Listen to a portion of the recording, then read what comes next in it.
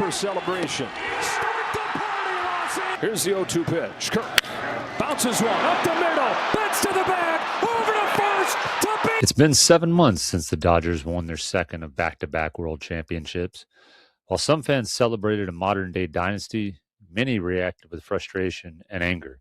If fans, baseball executives, and rival teams were upset 7 months ago, the scary part for them is this year's Dodgers team is performing at a higher rate and has an even better chance of winning the World Series than the last two Dodgers teams did. If they are able to three-peat, that would be the first time in 26 years since a baseball team has won 3 titles in a row.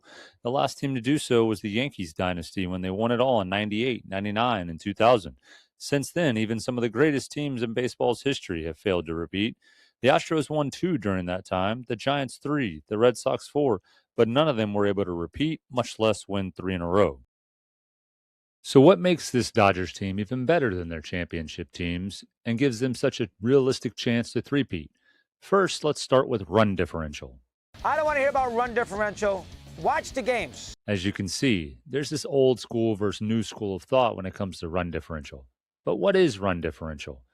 Run differential is determined by how many runs you score compared to how many runs you allow. A positive run differential means you scored more runs than your opponent did. Like last year's Blue Jays, they scored 798 runs while allowing 721 runs for a positive run differential of plus 77. Negative run differential means you scored less than you allowed. Like last year's Rockies, they scored 597 runs while allowing 1,021 runs for a negative run differential of minus 424. Usually, you'll have more wins than losses if you have a positive run differential because you scored more runs overall than your opponent across the season. But this isn't always the case. Take the 2025 AL Central champion Cleveland Guardians, who were 14 games above 500 but had a run differential of minus 6. This year's Dodgers team doesn't have to worry about being compared to the scrappy Guardians team when it comes to run differential. They have a run differential of plus 126 through 60 games, so they've scored 126 more runs than their opponent over those first 60 games.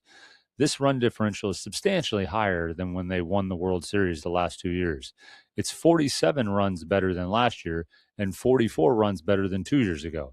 That massive run differential suggests this season they aren't merely winning games, but they're consistently dominating other teams. Historically, teams with this high of elite run differentials tend to be very successful and are strong World Series contenders.